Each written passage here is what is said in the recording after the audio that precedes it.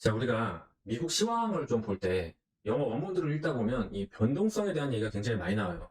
변동성이 커진다, 줄어든다, 변동성을 어떻게 활용한다, 뭐 이런 얘기들이 굉장히 많이 나오고, 제가 봐도 이제 주식 트레이딩 하는 데 있어서는 제일 중요한 게 변동성이라고 보거든요. 특히 월가에서도 되게 유명한 사람들도 항상 변동성을 얘기하고 변동성을 활용한다는 얘기를 하는데, 우리는 이거에 대한 좀 개념이 없어서 제가 뭐 변동성을 활용한 매매 기법은 굉장히 많지만, 일단 기본적으로 단순하게 우리가 장기 투자하는 데 있어서 좀 눌림목이라든지 싸게 살려면 어떻게 해야 되는지 이 변동성을 가지고 좀 얘기를 해볼게요. 이 변동성이라는 건 쉽게 말하면 증시가 올라갈 때는 변동성이 줄어들고요.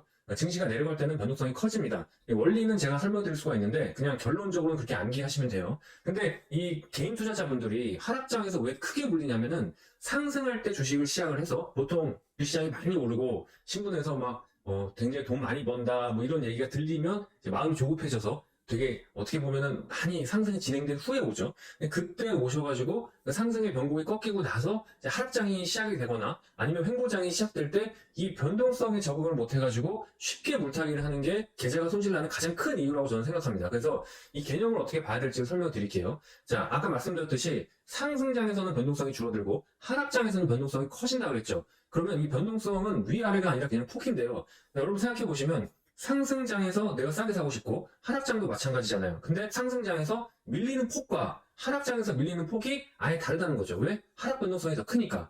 그래서 상승장에서는 조금만 밀리면 샀었다. 예를 들면 한 10% 정도 밀리면 샀었다. 이렇게 얘기를 해보면 하락장은 적어도 2배, 내가 한 20% 밀리면 사야 된다. 이런 생각을 좀 하셔야 됩니다. 차트를 가지고 좀 설명드릴게요. 종합주가지수 차트를 준비해봤는데요. 2020년 5월 4일부터 2021년 10월 15일 차트인데요. 이때 보시면 이 정배열로 이렇게 계속 밀고 올라갔었는데 여기서 중간중간 그 장이 밀리면 몇 %씩 밀렸는지를 제가 한번 수치로 조회를 해보면 한 5에서 7%씩밖에 밀리질 않았습니다. 그러니까 단기 변곡에서는 5에서 7 정도만 밀렸었죠. 그래서 이때 매매하셨던 분들은 어떻게 생각을 하냐면 종합주가지수는 한 5에서 7% 정도 밀리면 사면 되는구나. 물론 종합주가지수를 매매하진 않겠죠. 뭐 삼성전자를 매매하든 아니면 뭐 중성주를 매매하든 어찌됐건 전반적으로 시장이 요 정도 밀리면 요 정도 들어가면은 다시 반등해서 먹는구나. 이런 생각을 하셨을 겁니다. 반대로 하락장에서는 2021년 5월 20일부터 2022년 11월 2일까지 종합주가지수 차트를 보면